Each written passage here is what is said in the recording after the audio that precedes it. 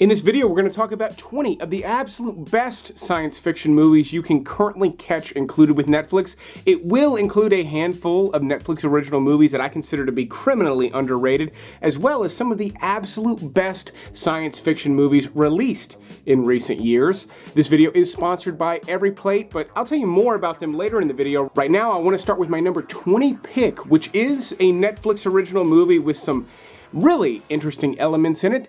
Extinction. Now, this movie is at the back of a list of 20 bangers. There are some things I don't like about this movie.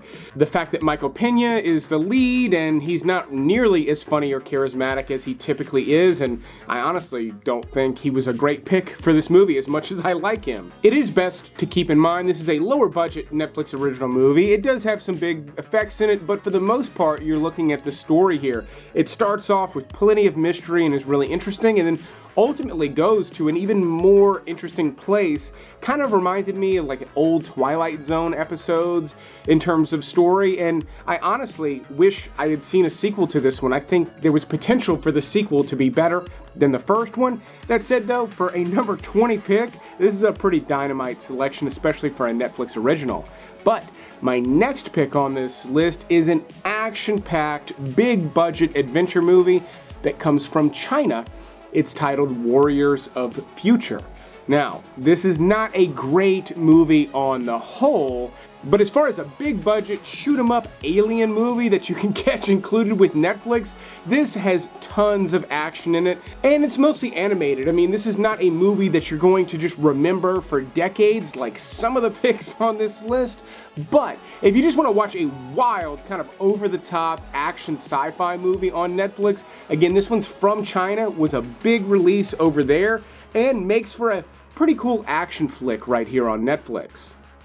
My next pick on this list is another Netflix original. It's one of their earlier Netflix original sci-fi releases, and it stars Maika Monroe from It Follows in Tau.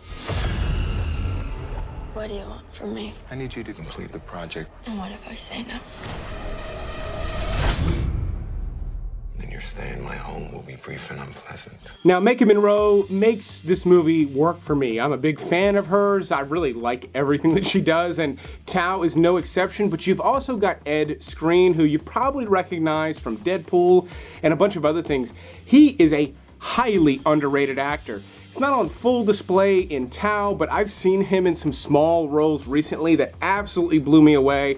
Hopefully we're able to see his talents in a more perfect performance for him, but Tau really kind of raises some interesting questions and looks at artificial intelligence in a pretty unique way. I mean, it's a topic on everyone's minds right now, more so than when this movie released, and Tau explores kind of the infancy of AI in a way that I thought most other movies don't quite touch on. It's all doom and gloom, and Tau had kind of an interesting take, and as a smaller budget movie of this girl trapped in a house with this AI thing, it actually plays out fairly well. Just keep in mind, it too is a lower budget Netflix original. Next up, we've got a creepy one. In Level 16, you follow some young girls who are basically trapped inside of some sort of facility. Now, why they're there and the reasons are really the mystery that the movie holds. So I can't tell you too much about Level 16. This is a fairly low budget movie. It takes place mostly inside of this facility, but there's definitely some dark stuff going on, but Level 16 doesn't ever quite go where you might expect, which is why it earned a spot on this list. If you're looking for something a little creepy and a little thinky, then Level 16 might be right up your alley. And then easily one of the more divisive movies on this list was also just recently added to Netflix. In fact, they just added it this week, Vivarium. Welcome to Yonder, a wonderful development. It has all you'd need and all you'd want. Now, as I said, some people will absolutely hate this movie with a passion, and other people will be just completely blown away by it.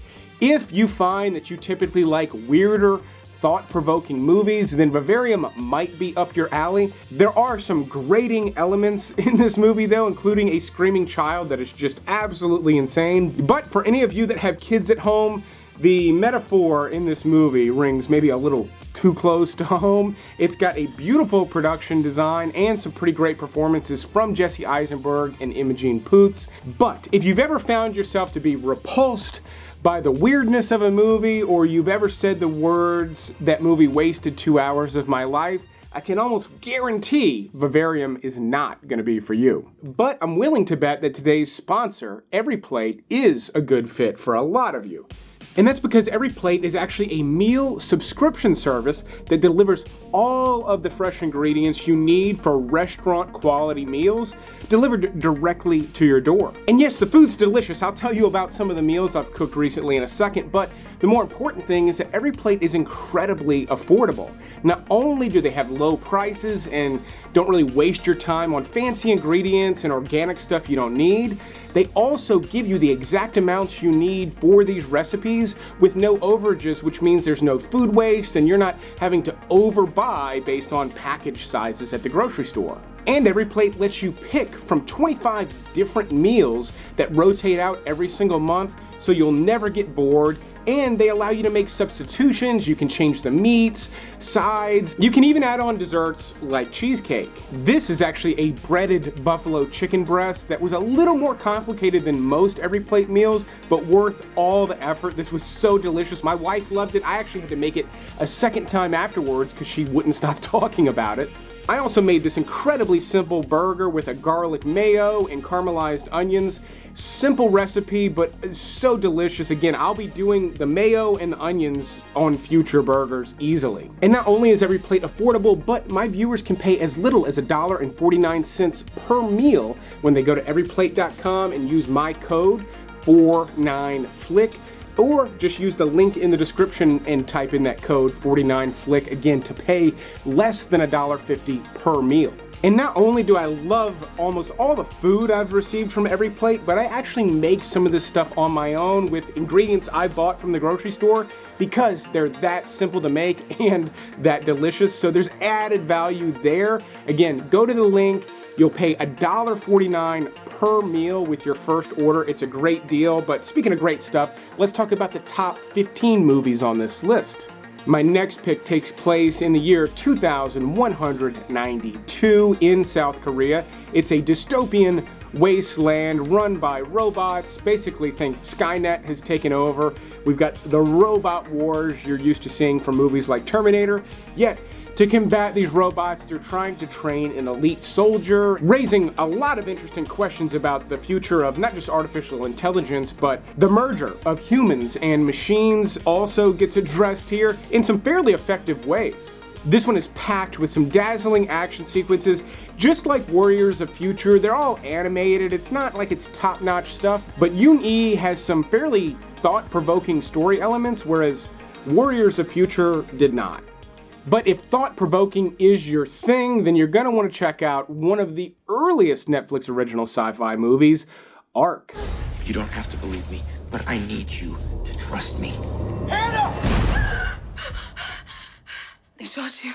You remember?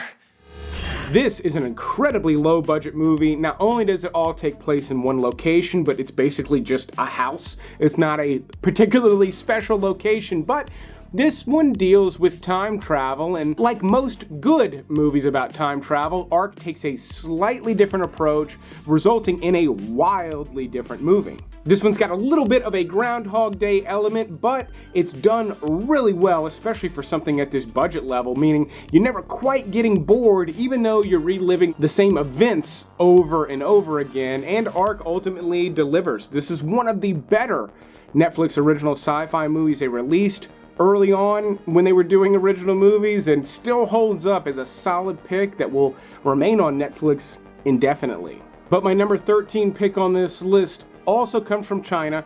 Just like the other foreign language movies on this list, it too has a pretty solid dubbed version, and there is a sequel that came out to this movie just last year, The Wandering Earth.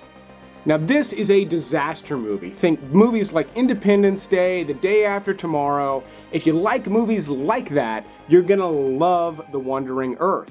This takes place in the future where the sun is expanding and Earth literally needs to relocate, and instead of building ships to take 7-8 billion people off the planet. They actually build giant rockets into the side of the Earth and attempt to steer it out of its orbit. Again, disaster movie stuff, all CGI, animated snow flying everywhere and earthquakes, but it's wild stuff and it's a fun watch. Again, if you like disaster movies, if you don't, I really don't think there's enough for you with The Wandering Earth, but don't worry, I got plenty more on this list for you. Now, I know I've said low budget quite a bit on this list, and that's because when it comes to science fiction movies, if you can still deliver a solid product with a low budget, you win such big points from me, because sci-fi is a tricky one to do with little to no money. But Beyond Skyline is a masterclass in stretching the budget. This is an over-the-top, huge, epic alien invasion movie with many action sequences in it, and this was filmed for relatively low money compared to a lot of other movies at this level, or at least scripts that tried to do what Beyond Skyline did. The original Skyline was similar. It was a very low budget, but it all took place in one apartment. It was clearly done on a low budget. Beyond Skyline ends up being this globe-trotting epic alien movie. Now, I would say if you ever stayed up late watching cheesy movies on the Sci-Fi Channel in the 90s or early 2000s like I did, Beyond Skyline is one of the greatest movies like that I've ever seen. If you don't like cheesy alien movies and can't get into all the special effects and cool stuff they did with this movie, again, there's not really enough with Beyond Skyline to grab onto. Now, the next Netflix original movie on this list starts off with some promise. It's got a very interesting concept. You've got Jamie Foxx just kind of tearing it up like he normally does. It's one of the better Netflix originals he's done. Joseph Gordon-Levitt, and again, just kind of a really cool concept brought to life in Project Power. Instead of superpowers just being bestowed upon you by radioactive spiders or the gods or whatever it may be, in Project Power there is a pill developed that will unlock powers. Meaning you make the choice to take this pill. You make the choice to have the power, and that tiny little change kind of makes all the difference in terms of the themes of the movie, but you still get some great action with Jamie Foxx. Project Power is one of those great examples of a Netflix original that I was kind of blown away by. I was really surprised at how good it was. However, at the same time, if I drove to a movie theater and paid $10 to see it, it's relatively forgettable in that category. And that's why Kate Beckinsale tops Project Power with what is probably her most popular movie, Underworld. Now, obviously, this movie's popular because she looks smoking in that patent leather costume. She's in almost the entire movie. In fact, her in that costume is probably why they made so many Underworld movies. But the first one is fairly solid. Not only is she great in it, but you've got Michael Sheen playing a particularly evil bad guy in this one. I mean, I realize they lifted most of the look of this movie from The Matrix, but honestly, I wish more people lifted the look of their movie from The Matrix. It's a killer look, and Underworld brings it to life in a really great way. I do think this is the best one of the entire series, but hell, there's 4 of them, and they're all pretty damn close to being the same movie. All right, now we're inside the top 10. It's my number 9 pick, and if you want something that's a drama that's incredibly thought-provoking, definitely check out Mirage. Now, this actually comes from Spain, but just like the others, there's a good dubbed version if you are unable to or unwilling to read subtitles. But in Mirage, you're dealing with time travel, and just like Ark and all good time travel movies, there's a different take on it, and it works incredibly well in Mirage. This movie has twist upon twist upon twist, almost to the point of exhaustion, but not quite. I felt a little fatigued after watching this movie, but my goodness, does it reveal those twists in beautiful ways.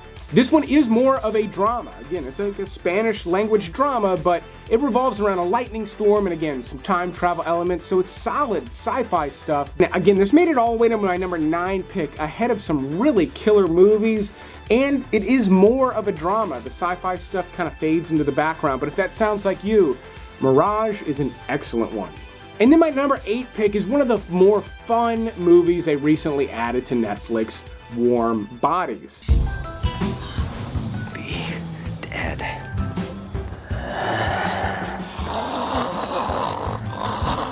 It's 2. Much. Now, this is a zombie movie, and while I wouldn't quite classify all zombie movies as being science fiction, most of them really fall handedly into the horror category, Warm Bodies is not a horror movie whatsoever, and the way they explore this zombie outbreak and the themes is pure sci-fi.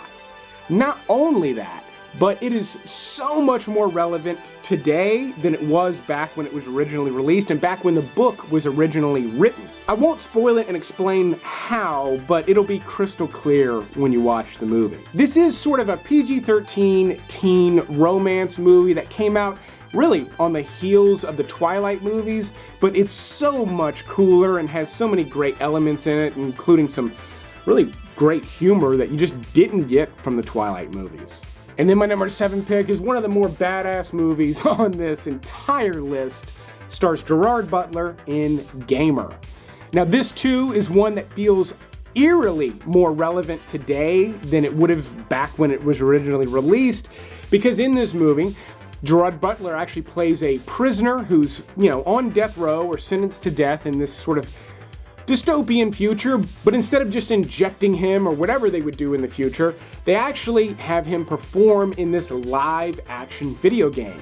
There's a teenage boy that's able to temporarily control his body, and gamers are controlling the bodies of all of these prisoners in these all-out death matches. If you ever play any kind of deathmatch video game, then Gamer is one of the coolest video game movies I've ever seen. Most movies based on actual video games end up being really terrible and don't make a whole lot of sense and don't jive with the game. While Gamer is not based on an existing video game, it feels like a video game movie more than almost any other video game movies ever do. And Gamer does manage to be fairly thinky. I mean, there's some thought-provoking stuff there, but Gamer also manages to be just a hell of a lot more fun than a lot of the other movies on this list, as good as I think they might be. Speaking of fun, my number 6 pick on this list also comes from South Korea and is easily one of the best big-budget Netflix original sci-fi movies I've ever seen, Space Sweepers. If you were a fan of Guardians of the Galaxy, I highly recommend checking out Space Sweepers. It's not exactly like it is fairly different, but it feels like it could take place in the same universe. This takes place way, way in the future. The Earth is surrounded by these different freeways and space highways, and there's space junk and a bunch of space junkers. But the plot thickens, there's some really clever elements to this one. At the same time, you get this colorful, dazzling action sci-fi comedy. In terms of Netflix originals, this is easily one of the most fun science fiction movies I've ever seen Netflix release from any country on any time. I mean, they make some good ones clearly on this list, but very few are as wild and as fun as Space Sweepers. Now, speaking of wild and fun, I did want to include some honorable mentions on this list, something I hadn't done for quite a while, but I've done quite a few Netflix sci-fi lists in the past, and I didn't want to repeat too many titles on this list, but Hardcore Henry is another fun, wild, over-the-top movie. It all takes place in first person. This really truly feels the most like a video game when you watch it. I love this movie. Cannot recommend it enough to people who love just wild over-the-top action movies. It easily could have made the list, but I've talked about it enough. Same goes for Code 8, a really cool lower budget sci-fi movie that honestly rivals most of the X-Men movies released over the past few years. And then Slight is a really cool micro budget movie that honestly doesn't even quite feel finished. Feels like it needed a couple of extra story elements, but in this movie you follow a budding street musician who definitely has more up his sleeve than sleight of hand. This too goes into some interesting places, but didn't quite squeak onto this list. But my number 5 pick is the last Netflix original movie on this list, and it still holds up as the best sci-fi movie I've ever seen them release by quite a lot. And I honestly don't know why this movie didn't come out in theaters, but we don't get Netflix original movies as solid as What Happened to Monday really ever anymore. This too takes place in a dystopian future where people have been limited to one child, which is not far-fetched. It has happened in some big countries in the world before, but this is done on a global scale, and Willem Dafoe actually plays the father of 7 daughters. And he names them after each day of the week because in order to ensure their survival, each one of them is only allowed out of the house one day of the week, the day that corresponds with their name, and one day, Monday, does not come back, sparking not just an investigation, but a wild mystery with some incredible action sequences. In fact, there are several action sequences in What Happened to Monday that remind me of movies like Leon the Professional. They're that good. And then the story is just top-notch. Noomi Rapace is always incredible, and she's playing 7 different characters, and she's killing it in every single one of them. This is a pretty long one, too. It goes well over 2 hours, and it needs every minute of that to tell this story. Again, one of the best, if not the best, Netflix original sci-fi movie I've ever seen. And then, believe it or not, after all that gushing, a Vin Diesel movie edges out the best sci-fi Netflix original I've ever seen, but it's because it's also one of the best he's ever been in, Pitch Black. Whatever it is, it got Zeke and it nearly got me. Now, this is not really a Vin Diesel movie. While there's a lot of focus on the Riddick character in this movie, he's certainly a pivotal character. It wasn't marketed as a Vin Diesel vehicle. This really is a sci-fi horror movie about these people trapped on an alien planet, and when the sun goes down, ooh, man, there's some creatures that come out at night. A simple setup, incredible delivery, really fantastic cinematography for a simple movie like this, and again, just the delivery of the concept is fantastic. Now, Vin Diesel does a great job as the Riddick character in this movie, and I do prefer this movie out of all the Riddick movies he's done. However, they did do a follow-up titled Riddick years after Pitch Black that I think is well worth a look. It too is included on Netflix right now. And if you like those movies at all, there's a very good chance you'll like or already love my next pick, Starship Troopers. Now, this is from legendary director Paul Verhoeven, who's most famous for RoboCop and maybe infamous for Showgirls. But he also did Total Recall with Schwarzenegger and Basic Instinct, and the man knows how to do satire.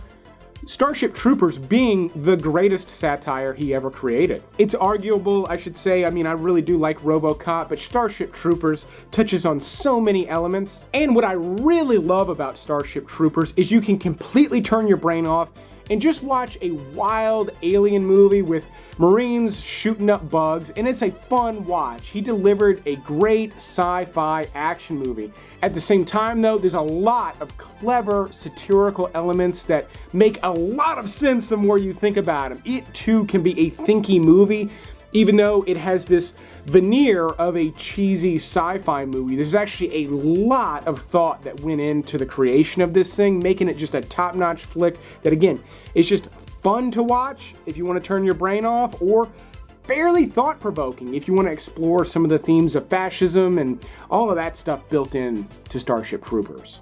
Now, far and away, the thinkiest sci-fi movie on this list. In fact, this one is so thinky, it's going to give some of you a headache, but as part of the fun of movies like Annihilation.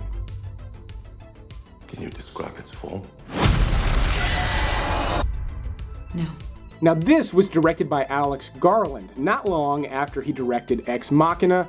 And while I think I do like Ex Machina better, Annihilation is an incredibly thinky movie. In fact, if you don't really tap into the themes and things that are being set up from the very beginning, including the songs that are played in the movie, then the ending just does not have the impact that it otherwise could. The last 10 minutes or so of this movie go into 2001: A Space Odyssey directions, wild stuff, but there's so many little clues and symbols put into this movie, things like the lighthouse, that give you a good indication of where this movie is coming from, or at least what it's trying to say. And it's there. You can grab most of it in the first viewing and the rest of it in a second if you want to give it a shot. However, if you go into this one kind of expecting a sci-fi monster movie, which is what the trailers sort of promised, you're going to be sorely disappointed.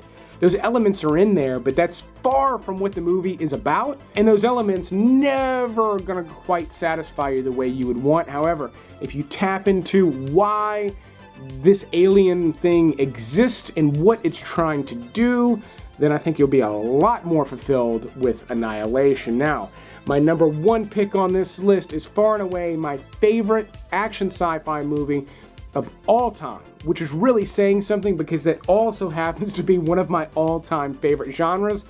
But in terms of the best of action sci-fi movies in history, it's going to be hard to top Terminator 2 Judgment Day.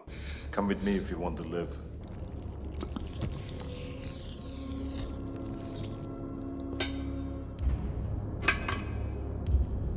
Now, I love the original Terminator.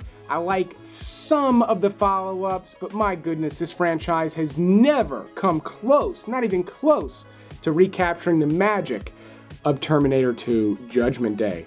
James Cameron knows what he's doing. He brings these amazing new concepts to life on screen in these dazzling ways. I'm telling you, if you have not seen Terminator 2 in a while and you're just thinking, number one pick, it's one I've seen a bunch of times, go watch it on Netflix right now. This movie has been remastered.